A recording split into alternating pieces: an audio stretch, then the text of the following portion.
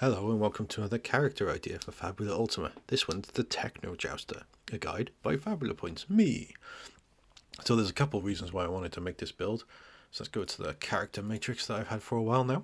So thanks to the Techno Fantasy book, there are a lot more Fury classes than before. And because I've already done 2 Fury builds, the Fury now has 10 different classic character builds throughout the 3 books and my own personal videos, which means the Elementalist has been bumped off of its top 3 status. So I wanted to kind of finally do an Elementalist build because I haven't done one. I also wanted to do the pilot from the new Techno Fantasy book because that'll bump that to be even with the mutant. And the idea I had is pretty cool, and it showcases the pilot in a way that I can talk about it a little bit before I talk about it a lot when I eventually get to the pilot through my like breakdown videos of the classes, basically. So this one, Techno Jouster, is going to be 1 Elementalist and 1 pilot, which brings me to 9 Elementalist builds and 4 pilots, which is great. So what is the Techno Jouster? So the Techno Jouster is a bit fun. So Techno Jouster, pronouns will go she, her, because both of the character arts are female. Let's go identity will be, we'll say they're part of an elite task force, because it's quite specialized what this person's going to do. Theme is headstrong. You can imagine the kind of person who like tackles everything head on. Origin, we'll say, was fond of old knight tales in fantasy books. As you can imagine, if we're playing like a techno like game, to use the Techno Fantasy book, like old knights on horses and things like that aren't going to be around anymore, I guess. Like they might be, but yeah, this is how they kind of found out about jousting, or how she did. So bonds, we don't have any, we gain that as we go. Fabula points, everyone gets 3. Experience points, we start with 0. Equipment, we're going to go back to equipment in a minute. Actually, no, let's just do it now. So equipment, we are going to go, where is equipment? I can't remember what page equipment is on. I should have looked at this earlier. We're just going to scroll up until we find it. Here we go. So we're going to go for the spear. Light spear, there we go. So let's put you on that side. Light spear is one-handed. Let's do that. It's Dex plus Might to attack and high roll plus 8 physical damage. So the light spear costs 200 zenith, so we start with 500, so that takes us down to 3. And then we're going to choose the combat tunic. Now I know what you're already thinking. Like the typical jousting knight has heavy armor. With the classes we've picked, we don't actually have heavy armor proficiency, so we can't actually start with that. So combat tunic is 150, so it leaves us with 150 zenith. Okay, we'll do our stats quickly. Stats are going to be very easy for this build. Everything is a d8, so I don't often do d8 builds. I've more than often I've got 2 d10s and 2 d6s in my builds, but we're going to go d8 for everything because we're going to need to do a lot. So combat tunic is dex die plus 1 for defense. Magic defense is also that, and initiative modifier is nothing. So yeah, that's pretty cool to start with. HP will do that after we go through our class and levels, because obviously like the class and stuff affects exactly what we're doing. So let's get our, not that one yet, we're going to do Elementalist first. Go back to the equipment. Going to go to the Elementalist, which I think is, I've not saved the page numbers before this. I really should have, that's my fault. So we're going to start character level 5. We're going to go Elementalist. And we're going to take 3 ranks in Elementalist. So the 3 benefits are MP plus 5 and Ritualism Rituals, which we may as well fill in now because we often don't. It's in right at the bottom of the page. Rituals, we can do Ritualism. Okay, so the skills we're going to get. We're going to get Spellblade to start with. 1 rank in Spellblade. So it means can cast spells through equipment. Or we'll say through weapons. Is basically how it works. So instead of using Insight plus Willpower, we're going to use Dex plus Might if we were casting with our normal spear. I know they're all D8, so it doesn't really matter, but it's going to matter in a minute. So we're going to take Spellblade for now, and we're also going to take Elemental Magic. We're going to take 2 levels in that, and the spells we're going to get are Soaring Strike and Fulgur, which we're going to talk about now. So Elemental Strike, if we go find it,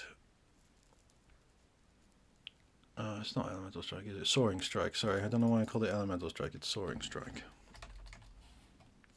It's not doing it. You know when you have an idea for a video in your head and you're like, yeah, I did write Soaring Strike there. And you're like, yeah, this will go really well, and then you start writing it and it doesn't. So MP10, target self, duration is instant. So the way Soaring Strikes works is when we have a weapon that is either brawling or a spear, which we have a spear, the attack deals 5 extra damage, and we are able to hit targets that can normally only be targeted by ranged attacks, which is pretty cool. So this PDF editor isn't very good. Just to tidy this up. Let's target creatures that can only test by range attacks, deal extra 5 damage. There. Cool. And the other one we're picking was Fulgur. You don't have to pick Fulgur if you're kind of copying along with me. The reason I picked Fulgur is because it's an electric attack. And it just fit the kind of... It just fit our kind of... the kind of build kind of idea, because we're going techno, so having electric attacks seemed like a good thing to do. So what Fulgur does, we do 10 MP per target, up to 3 creatures. Each spell suffers high roll plus 15 bolt damage, and each target hit by the spell suffers dazed. But one thing to remember with Spellblade, I did mention it before, but because we've only got 1 level in it, the total mind cost of our spell can only be skill level times 10 or lower. So this is 10 times target. So for now, we can only hit 1 target with this, because we can't spend the extra MP to be able to hit more than 1 target. So bear that in mind. As we level up, we can get another 1 in Spellblade, so we can hit 2, and then a 3rd in Spellblade, so we can hit 3 were we to want to. But there are other options that we can pick first that are a lot of fun. So that's our Elementalist, and then we're going to pick Pilot. So we haven't shown the Pilot in any of my videos yet. So we get HP plus 5 as a benefit, and melee plus ranged weapons. So this is why I said before that we can't get heavy armor. But what we're going to do, we're going to go personal vehicle 1,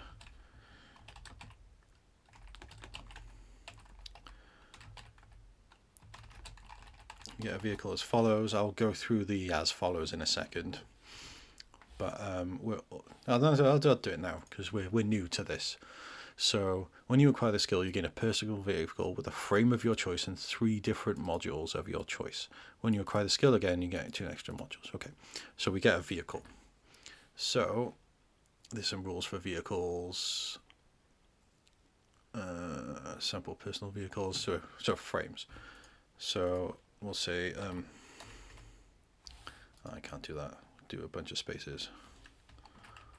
Frame is steed. So 1 weapon, armor, and any number of support is what the steed can get. So we're going to pick a weapon, an armor module, and we can do, it says it accepts any number of support, but we can only have 3. Yeah, we can only pick 3 right now. So what we're going to do is we're going to have runic plating, which is def 10 and m def 11. Like, there isn't like a really good place to store this information on like a character sheet. I'd probably want to make like my own personal vehicle sheet if I was playing a pilot, but I'm just going to put things here for now just so we can find. I don't need to write that, that's in the book. So we're going to go runic plating for defense. So while we're on this vehicle, we get a defense of 10 and a magic defense plus 11, but we can choose to do our own defense if we want to, and because our own defense is 9, we're not going to do that. So that's the armor module. Weapon modules, we're going to go for the spear.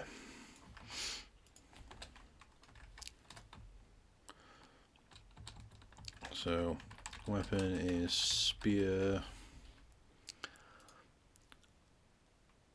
which is dex plus insight with a high roll 10, or high roll plus 10 physical, when our normal spear is dex plus might and high roll plus 8 physical.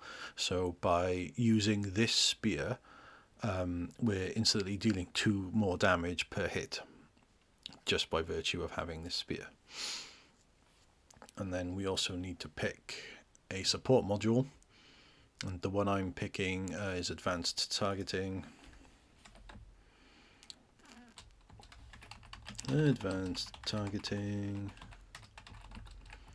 which is +2 to accuracy checks. So just through this, we can cast our Fulgur through using our spear, and when we're on our vehicle, it counts as us, the weapon we have on the vehicle counts as us equipping it. So then we use dex plus insight to attack, and we get +2 to that, so it's dex plus insight +2, and then we get a high roll plus 10 physical damage. We wouldn't get the damage because we're casting a spell through it. Then we get the spell attack, but we've got options to attack with the spear if we want to. But the other thing we're going to get, because we have 2 skills, is called Heart of the Engine. So if we go back to Heart of the Engine, so if you're driving your vehicle, you may spend 10 mind points if you do choose one option. So either the next time you deal damage, you deal skill level times 2 extra damage, or the next time you suffer damage, you damage reduced by skill level 2, or you recover from weak or slow. So we're going to say deals SL X2 extra damage, or SL times 2 less damage on attacks against us, or recover from slow or weak. So I specifically didn't say put the mind points in here because when we go down to the steed, it says if you use the Heart of the Engine skill with this personal vehicle, you ignore the MP cost. So we have a free deal skill level times 2 extra damage when we're using our vehicle, which is one of the main reasons I wanted to do this, because we can get 3 points in heart of the engine, which will mean 6 extra damage to all of our stuff, with +2 to attacks. Can add up, to be honest.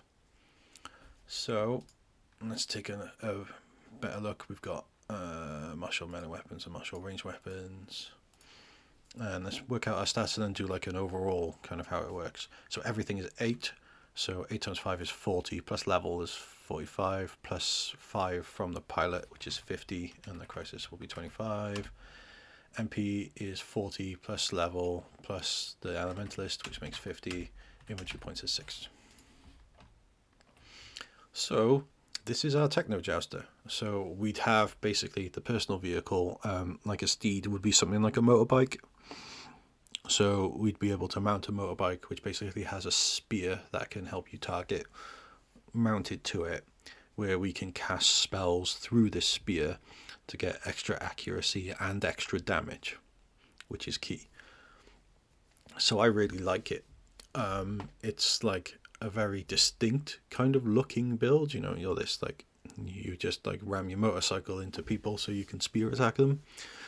But I think it's cool, and the synergy works really well. So like, I'm happy with this as my first Elementalist and first pilot build. So yeah, that'll do for this video. Thank you all very much for watching, and I will see you in the next video. Goodbye.